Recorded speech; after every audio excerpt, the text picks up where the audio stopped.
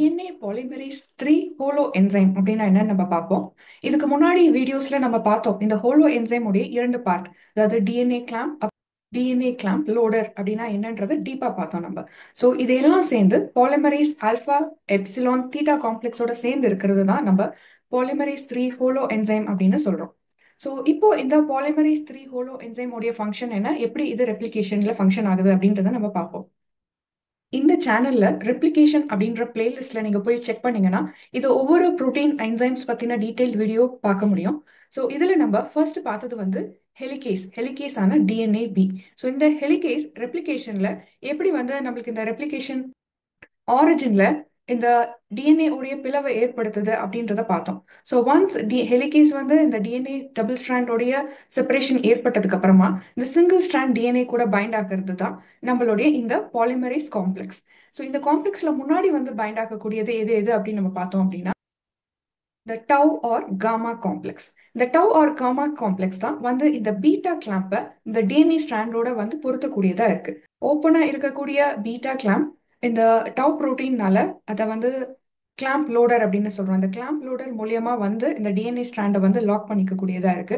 Beta clamp lock ஆனதுக்கு அப்புறமா recruitment பண்ணப்படுவது தான் இந்த polymerase 3 alpha epsilon theta complex. நம்ம பார்த்தோம் இந்த ஹோலோ என்சைம்னா என்னென்ன அதுக்குள்ள அடங்கி இருக்கும் அப்படின்னு. இந்த எல்லாமே சேர்ந்து தான் பிரைமரி என்சைம் காம்ப்ளெக்ஸா ரெப்ளிகேஷன், அதோ ப்ரோகேரியோட்டிக் டிஎன்ஏ ரெப்ளிகேஷன்ல எப்படி உதவியா இருக்கு அப்படின்றத நம்ம பார்த்தோம். இப்போ இங்க இருக்கக்கூடிய இந்த பிக்சர்ல நம்ம பார்த்தோம் அப்படின்னா இது இன் டீடைல் ஹோலோ என்சைம் பத்தின அரேஞ்ச்மெண்ட் எப்படி இருக்கும் அப்படின்னு நம்ம பார்க்குறோம். இங்க கீழே இருக்கக்கூடிய காம்ப்ளெக்ஸஸ் நம்ம கிளாம்ப் லோடர்ல நம்ம பார்த்த காம்ப்ளெக்ஸ். இது எல்லாமே ஒவ்வொரு சப்யூனிட், காமா சப்யூனிட், அப்புறம் டெல்டா பிரைம், கை, சை டிஎன்ஏ கூட வந்து பைண்ட் ஆகிறதுக்கு சிங்கிள் ஸ்ட்ராண்ட் பைண்டிங் ப்ரோட்டீனை வந்து ஐடென்டிஃபை பண்ணி பைண்ட் ஆகக்கூடிய கை சை ப்ரோட்டீன்ஸ், அதுக்கப்புறம் இந்த காமா யூனிட்டோட பைண்ட் ஆகிருக்கக்கூடிய டவ் ப்ரோட்டீன்ஸ். பாலிமரேஸ் 3 காம்ப்ளெக்ஸ் ஆன இந்த ஆல்ஃபா வந்து பைண்ட் ஆகக்கூடியது இந்த டவ் புரோட்டீன் கூட வந்து. இந்த பாலிமரேஸ் 3ல இருக்கக்கூடிய எப்சிலான் வந்து பைண்ட் ஆகிருக்கக்கூடிய காம்ப்ளெக்ஸ் எது அப்படின்னா பீட்டா 2 கிளாம்ப். ஸோ இது ரெப்ளிகேஷன் அப்போ அடுத்தடுத்த அந்த ஓகசாகி ஃப்ராக்மெண்ட்ல அடுத்தடுத்த அந்த நியூ டிஎன்ஏ ஸ்ட்ராண்ட் ஃபார்ம் ஆகிறதுக்கு தேவைப்படக்கூடிய பீட்டா கிளாம்பை ரெடியா வச்சிருக்கோம். இப்போ இந்த ஒவ்வொரு சப்யூனிட் பத்தி பார்த்தோம் அப்படின்னா இந்த ஆல்ஃபா சப்யூனிட் வந்து encoded by gene DNA E gene. So நம்மளுக்கு அந்த ஜீனும் தெரிஞ்சிருக்கணும், சப்யூனிட்டியும் என்னென்ன தெரிஞ்சிருக்கணும். So alpha encoded by DNA E gene இது வந்து பாலிமரேஸ் மெயினான பாலிமரேஸ் ஆக்டிவிட்டி கொண்டதா இருக்கு இந்த டிஎன்ஏ ரெப்ளிகேஷனுக்கு. நெக்ஸ்ட் இருக்கக்கூடிய இந்த எப்சிலான் சப்யூனிட்டை டிஎன்ஏ கியூ அப்படின்ற ஜி கொண்டதா இருக்கு. இந்த subunit 3 prime to 5 prime exonuclease activity கொண்டதா இருக்கு. ஸோ இந்த டிஎன்ஏ ரெப்ளிகேஷன் நடந்துட்டு இருக்கும்போது சம்டைம்ஸ் மிஸ்மேட்ச் நடக்கிறப்போ இந்த சப்யூனிட் எப்சிலான் சப்யூனிட்ல இருக்கக்கூடியது தான் இந்த எக்ஸோ நியூக்ளியஸ் ஆக்டிவிட்டி. அதுக்கப்புறம் theta subunit is encoded by hole E gene. So இது வந்து ஸ்டிமுலேட் பண்ணப்படுவது வந்து ப்ரூஃப் ரீடிங் பீட்டா கிளாம்ப். இந்த பீட்டா கிளாம்ப் தான் வந்து ஸ்லைடிங் கிளாம்ப் அப்படின்னு ஒரு தனி வீடியோவே நம்ம பார்த்தோம். அதுக்கப்புறம் டிஎன்ஏ எக்ஸ் அப்படின்றது வேற ஒன்றும் இல்லை, டா அண்ட் காமா காம்ப்ளெக்ஸ் தான் நம்ம டிஎன்ஏ எக்ஸ் அப்படின்னு சொல்றோம். இந்த டாப் அண்ட் இந்த காமா காம்ப்ளெக்ஸ் தான் டிஎன்ஏ எக்ஸ் அப்படின்னு டினோட் பண்றாங்க ஜீன்ல. டெல்டாவும் டெல்டா பிரைமுமே வந்து ஜீன் டிஎன்ஏ எக்ஸால டினோட் பண்ணப்படுது. இப்போ இந்த டிஎன்ஏ பாலிமரேஸ் 3 உடைய ஸ்ட்ரக்சர் டீடைல் உங்களுக்கு புரிஞ்சிருக்கும். இப்போ இந்த ஆக்டிவிட்டி எப்போ ஸ்டார்ட் ஆகும் அப்படின்னா இந்த ஸ்ட்ராண்ட் செப்பரேஷன் ஆரிஜின் ஆஃப் ரெப்ளிகேஷன்லேருந்து செப்பரேஷன் ஆனதுக்கு அப்புறமா வித் ஹெல்ப் ஆஃப் ஹெலிகேஸ் மூலயமா செப்பரேஷன் ஆனதுக்கு அப்புறமா அடுத்தது ஒன்ஸ் இந்த ஹெலிகேஸ்க்கு பின்னாடி இருக்கக்கூடிய பிரைமேஸோட ஆக்டிவிட்டினால ஆர்என்ஏ பிரைமர் ஃபார்ம் ஆனதுக்கு அப்புறமா இந்த சிங்கிள் ஸ்ட்ராண்ட் டிஎன்ஏல இருக்கக்கூடிய இந்த பிரைமரை ஐடென்டிஃபை பண்ணி வருவது தான் இந்த டிஎன்ஏ பாலிமரேஸ் 3 ஹோலோ என்சைம். இந்த பிக்சர்ல பாத்தீங்கன்னா உங்களுக்கு கிளியரா புரியும் இன்னும். ஸோ ஹெலிகேஸ் ஒன்ஸ் இந்த ஆரிஜின் ஆஃப் ரெப்ளிகேஷனுக்கு அப்புறம் ஏற்படுத்தக்கூடிய பிளவுல இருந்து பின்னாடி ஃபார்ம் பண்ணக்கூடியது பிரைமர். ஸோ இந்த பிரைமேஸ் வந்து பிரைமர் ஃபார்ம் பண்ணணும். ஸோ பிரைமர் ஒன்ஸ் ஃபார்ம் பண்ணதுக்கு அப்புறமா அந்த சிங்கிள் ஸ்ட்ராண்ட் டிஎன்ஏ வந்து பாதுகாத்துக்கிறதுக்கு இருக்கக்கூடியது இந்த சிங்கிள் ஸ்ட்ராண்ட் பைண்டிங் புரோட்டீன். இந்த புரோட்டீனும் வந்து இந்த டிஎன்ஏ கிளாம்ப் லோடரை வந்து அட்ராக்ட் பண்ணக்கூடியதா இருக்கு.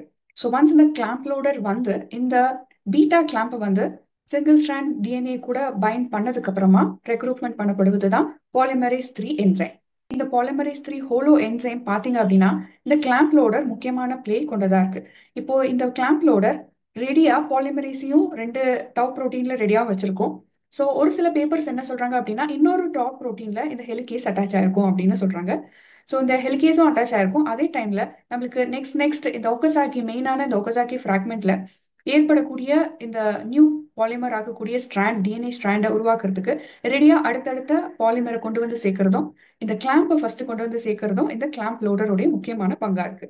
ஸோ இங்க பாத்தீங்கன்னா இந்த கிளாம்ப் லோடரை நெக்ஸ்ட் வந்து இருக்கக்கூடிய இந்த சிங்கிள் ஸ்ட்ராண்ட் பைண்டிங் ரீஜன்ல வந்து ஐடென்டிஃபை ஆகப்பட்டு கொண்டு வந்து இந்த கிளாம்ப் லோடரை சேர்த்துறதுக்கு அப்புறமா இந்த பாலிமரேஸ் நெக்ஸ்ட் ஃபினிஷ் ஆன இந்த ஒக்கசாக்கி ஃப்ராக்மெண்ட்ஸ்ல இருக்கக்கூடிய டபுள் ஸ்ட்ராண்ட் ஃபினிஷ் ஆனதுக்கு அப்புறமா அடுத்த நியூ ஸ்ட்ராண்ட் ஃபார்ம் ஆகிறதுக்கு இந்த பாலிமரேஸ் ஆல்ஃபா எப்சிலான் தீட்டா சப்யூனிட்டை கொண்டு போய் சேர்க்கக்கூடியதா இருக்கு. ஸோ இப்படி தான் நம்மளுக்கு இந்த எலக்ட்ரிகேஷன் எலாங்கேஷன் கண்டினியூ ஆகுது. ஸோ எலாங்கேஷன் பார்த்தீங்கன்னா முழு தெளிவான வீடியோ நம்ம ஃபியூச்சரில் பார்ப்போம். பாலிமரேஸ்க்குள்ள என்ன ரியாக்ஷன் நடக்குது ஆக்டிவிட்டி நடக்குது அப்படின்னு நம்ம பார்ப்போம். இந்த பாலிமரேஸ் வந்து புது நியூக்ளியோடைடை இந்த 3OH இந்த பிரைமரோடைய 3'OH ரீஜன்ல இருந்து அட்டாச் பண்ணி பாலிமர் பண்ணக்கூடியதா இருக்கு. ஸோ இந்த டிஎன்ஏ டெம்ப்ளேட்டுக்கு மேட்ச் ஆகக்கூடியதாகவும் கொண்டு வந்து இந்த நியூக்ளியோடைடை சேர்க்கணும். ஸோ இந்த base pairing Watson and Crick base pairing rule கொண்டதாகவும் இருக்கு. ஸோ எப்படி அந்த ஃபார்மேஷன் இருக்கும் அப்படின்னா 5' to 3' டைரக்ஷன்ல இந்த நியூ டிஎன்ஏ ஸ்ட்ராண்ட் சிந்தசிஸ் வந்து நடக்கும். டெம்ப்ளேட் டிஎன்ஏ ஸ்ட்ராண்டுக்கு மேட்சிங்காக கொண்டு வந்து புது நியூக்ளியோடைடை வந்து சேர்த்து பாஸ்போடைஎஸ்டர் பாண்ட் ஃபார்ம் பண்ணக்கூடியதா இருக்கு இந்த பாலிமரேஸ். ஸோ இந்த பாலிமரேஸ்ல வந்து நிறைய Mg2+ அயான்ஸ் கொண்டதாகவும் இந்த Mg2+ அயான் தான் இந்த பாண்ட் ஃபார்மேஷனுக்கும் இந்த நியூக்ளியோடைடு வந்து சேர்க்கறதுக்கான உதவி ஹெல்ப் பண்ணக்கூடியதா இருக்கு. பாலிமரைசேஷன் அப்போ யூஸ் பண்ணக்கூடியது எது அப்படின்னு பார்த்தோம்னா டிஆக்சி நியூக்ளியோடைட் ட்ரைபாஸ்பேட் டிஎன்டிபி அப்படின்னு சொல்றோம். ஏன்னா இந்த பாலிமரேஸ் 3க்கு கரெக்டாக வந்து ஃபிட் ஆகக்கூடியது இந்த டிஎன்டிபி தான். இப்போ ஆர்என்டிபி ரைபோஸ் நியூக்ளியோடைட் ட்ரைபாஸ்பேட் வந்து பைண்ட் ஆனதுன்னா அங்கே ஒரு மிஸ்மேட்ச் நடக்கும். ஸோ அப்போ ஏற்படக்கூடிய மிஸ்மேட்சை ரிப்பேர் பண்ணக்கூடியது தான் அந்த எக்ஸோநியூக்ளியஸ் ஆக்டிவிட்டி. ஸோ இங்கே இருக்கக்கூடிய டிஆக்சி ரைபோ நியூக்ளியோடைட் பாஸ்பேட் என்னென்ன அப்படின்னு பார்த்தோம்னா ஸோ டிசிடிபி அதாவது சைட்ரிடின் கொண்டதா இருக்கு. அதுக்கப்புறம் டிஆக்சி குவானோசைன் ட்ரைபாஸ்பேட், அப்புறம் டிஆக்சி டைமடின் ட்ரைபாஸ்பேட், முக்கியமாக Mg2+ அயானும் நம்மளுக்கு இங்கே பார்க்க முடியும். அதுக்கப்புறம் நம்ம சொன்னோம் இல்லைங்களா இன்கேஸ் மிஸ்மேட்ச் நடந்தது அப்படின்னா அந்த ப்ரூஃப் ரீடிங் கெப்பாபிலிட்டி கொண்டதாகவும் இருக்கணும். அந்த ப்ரூஃப் ரீடிங் கெப்பாபிலிட்டி வந்து இந்த ப்ராசஸை கொஞ்சம் ஹால்ட் பண்ணி திரும்ப பேக் வந்து அதாவது 3'லேருந்து 5' டைரக்ஷனுக்கு பேக் வந்து திரும்ப அந்த கரெக்ஷன் ஏற்பட்டதுக்கு அப்புறமா இந்த எக்ஸோநியூக்ளியஸ் ஆக்டிவிட்டி ஏற்படுத்தினதுக்கு அப்புறமா திரும்ப நியூ ஸ்ட்ராண்ட் 5' to 3' டைரக்ஷன்ல மாற்றக்கூடியதா இருக்கு இந்த proofreading capacity of polymerase 3 enzyme. Polymerase 3 enzyme பத்தின முக்கியமான இம்பார்ட்டன்ட் பாயிண்ட்ஸ் அதை பத்தின விளக்கங்கள் உங்களுக்கு வந்து புரிஞ்சிருக்கும்னு நினைக்கிறேன். அப்ளிகேஷன் ரிலேட்டடான வீடியோ லிங்க் வந்து இந்த டிஸ்கிரிப்ஷன்ல நீங்க பார்க்க முடியும். இந்த வீடியோ உங்களுக்கு யூஸ்ஃபுல்லா இருந்தது அப்படின்னு நினைச்சீங்கன்னா please share the knowledge of life science. Subscribe. Thank you.